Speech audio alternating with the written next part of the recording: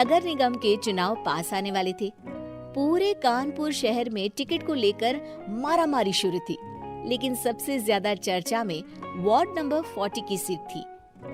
वो इसलिए क्योंकि इस बार वहां की सीट महिला के लिए आरक्षित थी। अब सवाल ये था कि चुनाव लड़ेगा कौन।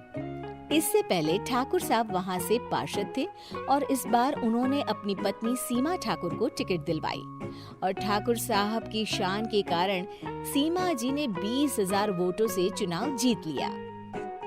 अरे बधाई हो सीमा भाभी, अब तो आप वार्ड की पार्षद बन गई हैं। अब तो हमारे काम आप ही करवाएंगी। अरे ये तो सिर्फ नाम की पार्षद बनी है, वो तो महिला सीट आ गई, वरना पार्षद तो मुझे ही बनना था। अब भले ही चेहरा इसका होगा, लेकिन पावर तो मेरी ही होगी। अरे वाह भाई साहब, क्या दिमाग लगाया है आपने भी। आइए आप लोग, खाना लगा दिया है सबके लिए। सीमा जी पार्षद बन चुकी थी, फिर भी उनकी एक ना चलती। सारे काम ठाकुर साहब खुद ही संभाल लेते और जहाँ जरूरत पड़ती वहाँ सीमा जी का अंगूठा लगवा लेते। सीमा जी ज्यादा पढ़ी लिखी भी नहीं थी। एक दिन ठाकुर साहब और सीमा एक प्रोग्राम में जाते हैं। अरे ठाकुर साहब, आप आ गए। ओहो, पार्षद मैडम भी आ गई है। स्वागत है आप दोनों का। लगता है हमारे पार्षद फंड का सही इस्तेमाल हो रहा है। चलिए अब उद्घाटन करते हैं। ये लीजिए ठाकुर साहब कैची, आप ही सबसे पहले प्रवेश कीजिए।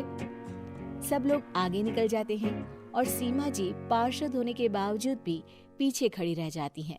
वो देखती हैं कि वेलकम बोर्ड पर उनका नाम है, लेकिन महिला होने के कारण कोई उनका सम्मान नहीं कर रहा। अगले दिन एक आदमी उनके घर आता है। अरे ठाकुर साहब नमस्कार। कल ना हम नोटिस किए कि हमारा घर तो अवैध है और नगर निगम वाले उसे तोड़ने आ रहे हैं। अरे कुछ कीजिए ना ठाकुर साहब। देखो भाई, मैं तो ज्यादा कुछ कर नहीं सकता, पर अगर तुम सबकी जेब गर्म कर दो तो कुछ हो सकता है। कुल मिलाकर 4 लाख लगेंगे। अरे 4 लाख ठाकुर साहब?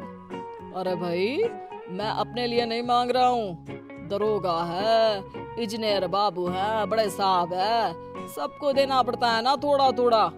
बोलो है मंजूर? तभी वहाँ अचानक सीमा जी आ जाती हैं। अरे ये आप क्या कर रहे हैं? पहले इन्हीं लोगों से तो आपने वोट मांगे, अब इनसे ही पैसे ले रहे हो। अरे चुप रहो तुम, तुम्हारा काम है सिर्फ अंगूठा लगाना, तुम वही किया करो। मुझे दूसरे काम तुम मत सिखाओ, समझी?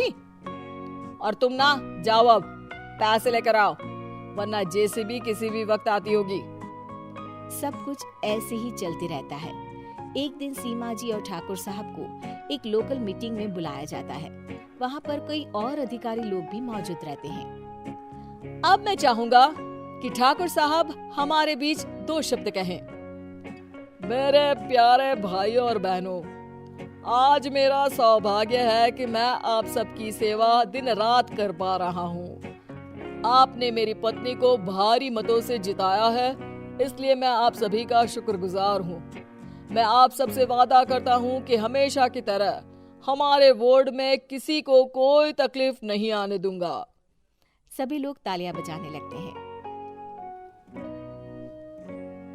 अब मैं माननीय पार्षद मैडम को स्टेज पे बुलाना चाहूंगा। अपने नाम को बुलाया सुनकर सीमा जी एकदम चौंक जाती है। उन्हें बिल्कुल उम्मीद नहीं थी कि इतनी बड़ी जगह उन्हें मंच पर बुलाया जाएगा। जैसे तैसे वो मंच पर चढ़ती हैं। ऊपर जाते ही सीमा जी को सारी पुरानी बातें याद आ जाती हैं कि किस तरह उनके पति उन्हें कभी भी आगे बढ़ने नहीं देते और उनके नाम से गलत काम करते हैं। वो बोलने लगती हैं, मैं आपके वार्ड की पार्षद सीमा हूँ।